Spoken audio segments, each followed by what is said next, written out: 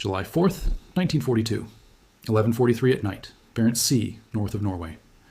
The light never truly fades this far north. Even at midnight, the sky hangs in a pale gray glow, like a bruise that refuses to darken.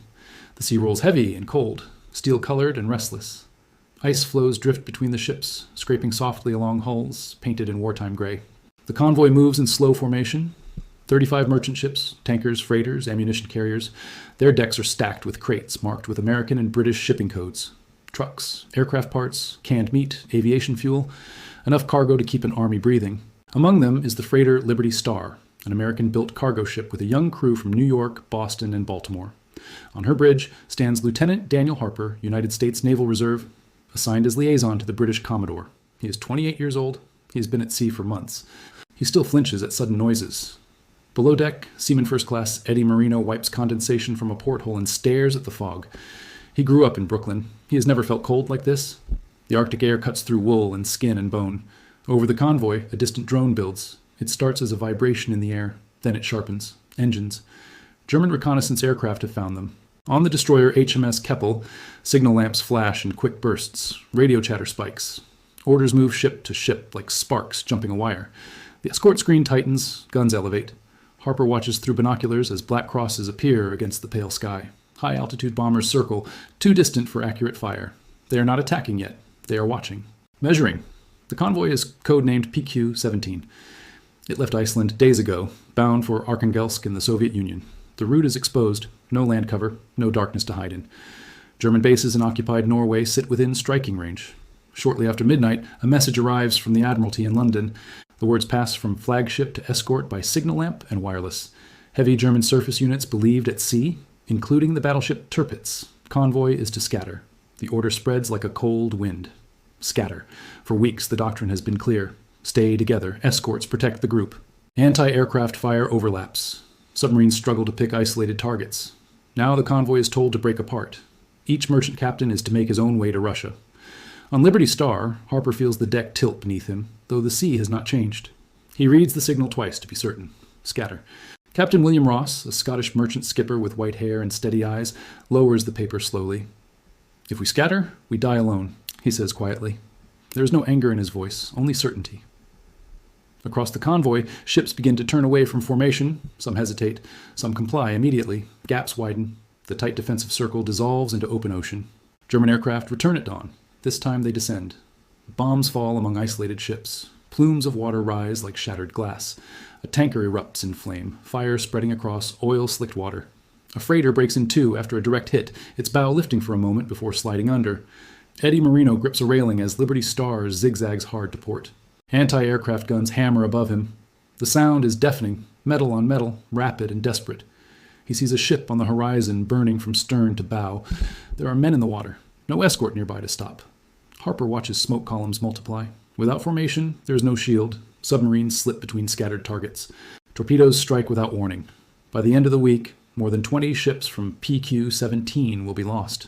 Thousands of trucks, aircraft, and tons of supplies sink into Arctic water. Liberty Star survives by luck and constant maneuvering.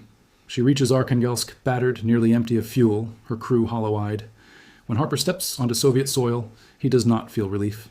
He feels anger, not at the enemy, at the decision. In London and Washington, the disaster forces a reckoning. The Arctic route is vital. The Soviet Union is bleeding on the Eastern Front. If supplies stop, German forces gain breathing room. But the lesson is brutal and clear. A convoy that scatters becomes prey. Months pass. Winter tightens its grip on the Arctic. Ice thickens. Darkness finally returns. In naval offices, new plans take shape. Escort carriers will join future convoys. More destroyers. Better coordination with the Soviet Northern Fleet. No more premature panic over rumored surface threats. Lieutenant Harper receives orders for another Arctic run in late 1943. This time, the convoy will sail under a different code. A different season, a different doctrine. As Liberty Star prepares to depart once more, Eddie Marino stands at the rail and watches snow fall into black water.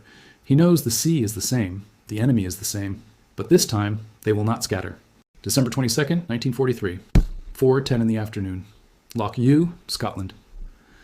Snow drifts across the dark water as the new convoy forms in silence. The code name is JW-55 Bravo. 30 merchant ships line up under a low winter sky. Crates of American trucks sit lashed to decks. Crated aircraft wings rest beneath canvas. Barrels of fuel are stacked like dull metal drums of hope. The air smells of coal, smoke, and frost. Lieutenant Daniel Harper stands on the bridge of Liberty Star again, older now, thinner. The months have carved lines around his eyes. He studies the escorts sliding into position around the merchantmen. This time, the screen is thick. Destroyers from the Royal Navy, corvettes, minesweepers. And farther back, heavier shadows. The cruiser HMS Belfast, the cruiser HMS Norfolk, and beyond them, unseen but known, the battleship HMS Duke of York. The message from Admiralty is simple. Stay together. Escorts will engage any surface threat. The convoy will not scatter. Eddie Marino tightens the strap on his life jacket as the convoy eases out into open sea. He does not say much anymore before departure. He has seen what isolation does to ships. He trusts the formation. For days, the convoy pushes north of Iceland, then east, toward the Barents Sea. Darkness covers them almost entirely now. Only a few hours of weak daylight smear across the horizon before fading again. The sea glows faintly with reflected starlight. Ice builds along the rails. On December 25th, just after dawn, radar operators aboard HMS Belfast detect something moving beyond the snow squalls. German surface forces have sailed. Among them is the battleship Scharnhorst. Harper hears the news through coded signals relayed down the line. The name moves quietly from ship to ship. Scharnhorst. A fast, heavily armed ship capable of tearing into a convoy and vanishing before help arrives. But this time, the convoy does not break. Rear Admiral Bruce Fraser commands the covering force from Duke of York. His plan is deliberate. Let the German ship hunt, use cruisers to shadow, draw it toward heavier guns. At sea level, none of that strategy feels clean or certain. On Liberty Star, Eddie hears distant rumbling in the night. Not thunder, not ice. Distant gunfire carried across miles of water. Harper steps onto the wing of the bridge and scans the horizon. Faint flashes blink far to the north. The escorts are engaging. The convoy holds formation. Merchant captains fight instinct. Every nerve tells them to turn away, to run for empty sea. Instead, they stay in line, trusting steel they cannot see. Hours pass. Scharnhorst attempts to break through to the merchant ships, but encounters the cruisers first. Shells arc through darkness. Radar guides British fire even when snow hides visibility. The German battleship maneuvers, trying to slip past. On Liberty Star, sailors wait for the shape of a warship to appear from snow and shadow. They prepare hoses. They check lifeboats. They whisper short prayers. Then the distant gunfire grows louder. Admiral Fraser has closed the trap. Duke of York makes contact after nightfall. At close range, heavy guns speak with a deep rolling crack that seems to bend the air itself. Shells find their mark. Scharnhorst takes hits that slow her speed. Destroyers press in with torpedoes. Radar keeps the target fixed, even in Arctic darkness. The battle unfolds beyond the horizon, but its outcome decides the fate of every cargo ship in JW 55 Bravo. Shortly before 8 in the evening, the signal comes through. Scharnhorst has been sunk. On Liberty Star, the reaction is not cheering. It is a long exhale, a release of breath held for hours. Harper grips the rail and stares into black water. He thinks of PQ-17, of scattered ships burning alone. This time, the escorts fought. This time, the line held. The convoy continues east. German aircraft still attack in daylight hours. Submarines still prowl beneath ice-edged waves, but the shadow of a surface raider no longer hangs over them. Eddie stands watch one night as green curtains of northern lights ripple across the sky. The aurora dances in silence above ships moving in steady formation. He realizes something simple. They are safer together than alone. When JW 55 Bravo reaches the approaches to Murmansk at the end of December, most of the merchant ships remain intact. Supplies will reach Soviet forces fighting in brutal winter battles farther south. Harper watches Soviet tugboats guide Liberty Star toward harbor through narrow channels cut in ice. Searchlights sweep the sky. Anti-aircraft batteries line the hills. He thinks about how thin the margin is between disaster and survival. One order, one decision. The Arctic has not grown kinder, the enemy has not weakened, but discipline has replaced panic, and somewhere beneath the frozen surface, the lesson of PQ-17 rests with the wrecks. The convoy that refused to scatter has proven something important. Unity is armor. March 15th, 1944, 2:20 in the morning. We're in the Barents Sea, eastbound once more. The ocean is like black glass under a moonless sky. Wind drives loose ice against steel hulls with a grinding whisper. Convoy JW-58 moves in tight columns, its smoke pressed low by the freezing air. 39 merchant ships this time. That's more than before. The stakes are higher. On the Liberty Star, Lieutenant Daniel Harper studies the chart table under a shaded lamp. The pencil line to Murmansk looks simple, but the ocean outside is anything but. The escort fleet is thicker too. Destroyers weave in steady patterns and corvettes roll in the heavy swell. Above and behind, the escort carrier HMS Tracker moves like a quiet guardian. Her flight deck rimed with frost. Her aircraft wait below, engines cold but ready. On deck, Eddie Marino stamps his boots, trying to keep feeling in his toes. Ice is forming on the lifelines again, as thick as rope. He chips at it with a mallet between his watch checks, each swing echoing into the night. At 3 a.m, a destroyer's sonar reports a contact. The word moves fast, submarine. There's no shouting, no chaos. Orders pass cleanly. The destroyer alters course as another escort closes in from the opposite side. Depth charges roll from their stern racks in heavy arcs. Moments later, the sea erupts in muffled thunder. Columns of water rise and fall back in sheets of ice. Aboard the Liberty Star, the crew braces for a torpedo wake that never appears. Harper keeps his eyes on the compass, his steady hands masking tight nerves. The attacks come in waves over the next 2 days. German U-boats coordinate in wolf packs, guided by shadowing aircraft when the weather allows. But our radar has improved. High-frequency direction finding narrows the search. Carrier aircraft launch at first light, hunting for periscopes between the whitecaps. Eddie watches a swordfish biplane lift off from the tracker in a spray of ice crystals. It looks so fragile against the Arctic sky, yet it carries depth charges under its wings. By afternoon, another submarine contact is confirmed. This time, the destroyer HMS Onslow presses the attack. The depth charges detonate close enough for the Liberty Star to feel the vibration through her hull. Hours later, a slick of oil rises, spreading thin across the swell. No one celebrates. The ocean keeps its secrets. Then, on March 18th, just after noon, German aircraft break through the cloud cover. Twin-engine bombers dive low, skimming the waves to avoid radar. Across the entire convoy, the alarm bells begin to ring. Anti-aircraft guns fire in disciplined bursts. Tracers arc upward in red lines against gray sky. One bomber releases its load too soon. Bombs strike water short of a tanker, sending plumes that drench her deck but do no lasting harm. Another aircraft takes a direct hit from a destroyer. It trails smoke, then vanishes behind a curtain of snow squall. Harper feels the old memory of PQ-17 flicker at the edge of his mind. Isolated ships burning. Silence between them. He forces the thought away. Formation holds. At dusk, a torpedo strikes the merchant ship Fort Bellingham near the rear column. The explosion is sharp and brutal. Flames burst from her side. She begins to list. For a moment, the line wavers. Then escorts surge inward. A rescue trawler pulls alongside despite risk. Lifeboats are lowered in disciplined sequence. Men are hauled from black water stiff with cold. Fort Bellingham sinks within the hour. But the convoy does not scatter. Columns adjust. Gaps close. Eddie helps haul a shivering survivor aboard Liberty Star. The man cannot speak at first. Ice coats his eyelashes. Eddie wraps him in a blanket and presses a mug of hot tea into shaking hands. "You are still with us," he says quietly. That night, Harper stands alone on the bridge wing. Snow falls in thin needles. Somewhere astern, another depth charge pattern rolls across the sea. He understands now that survival here is not luck alone. It is structure. Trust. Relentless coordination between ships that share no flag except purpose. By March 21st, losses remain limited compared to earlier disasters. Several submarines are reported destroyed by escorts and aircraft. The wolf pack has been broken apart. The final approach to Murmansk is lined with Soviet patrol boats and coastal guns. Searchlights sweep low clouds. The harbor smells of coal smoke and salt and distant industry. As Liberty Star eases toward dock, Eddie looks at the battered convoy around them. Ice-scarred hulls. Gun barrels blackened from repeated firing. Men moving slowly from exhaustion. They have paid a price, but they have arrived together. Harper watches crates unloaded by Soviet dock workers in heavy coats. Trucks roll down ramps onto frozen ground. Somewhere far south, those machines will carry ammunition and food to front lines where German and Soviet armies grind against each other.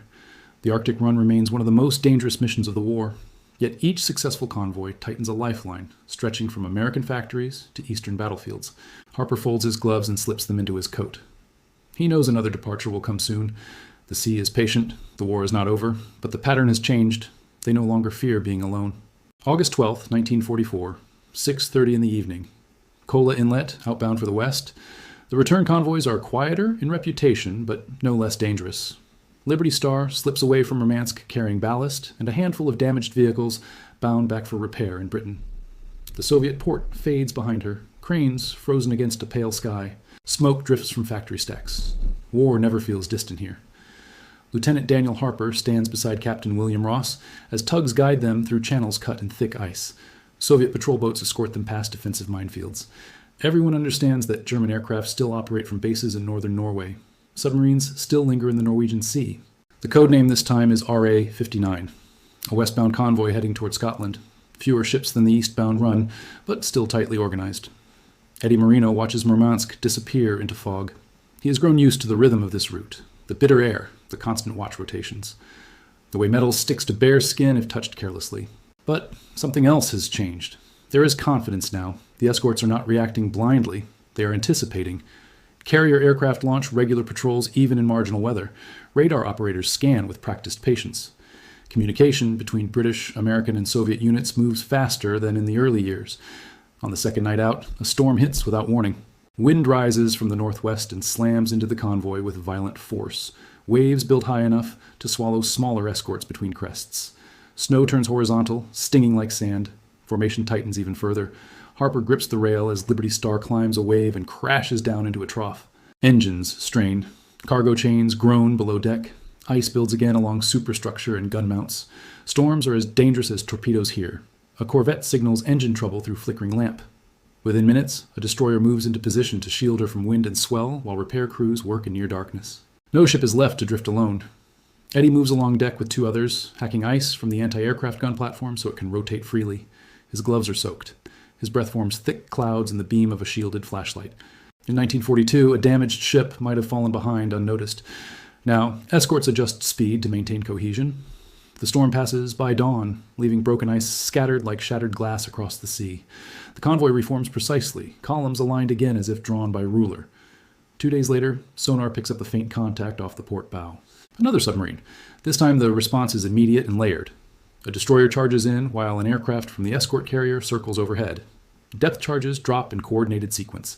Minutes later, the aircraft signals a confirmed sighting of debris and oil. Eddie feels the vibration through the hull once more. He no longer jumps at the sound. He listens. War has taught him the difference between panic and procedure. At twilight, German aircraft attempt a low-level approach through cloud cover. Anti-aircraft fire meets them with disciplined bursts. One merchant ship takes near misses that shake her structure but leave her afloat. Harper notes how steady the merchant captains remain. No wild turns, no break from line. The lesson of PQ-17 lives quietly in every decision. Late one evening, as Liberty Star steams westward under streaks of fading sunlight, Harper joins Eddie near the stern rail. "You ever think about the first run?" Harper asks. Eddie nods.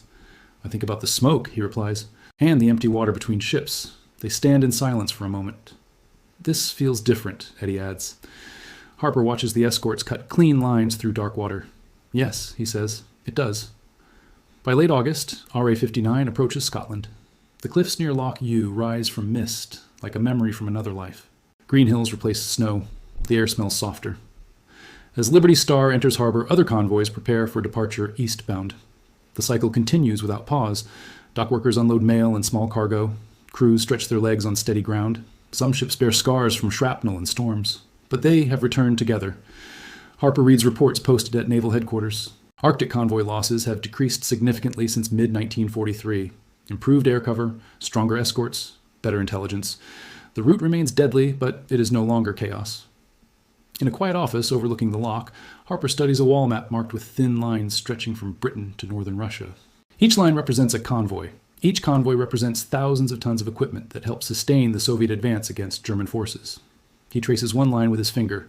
The convoy that refused to scatter was not a single mission.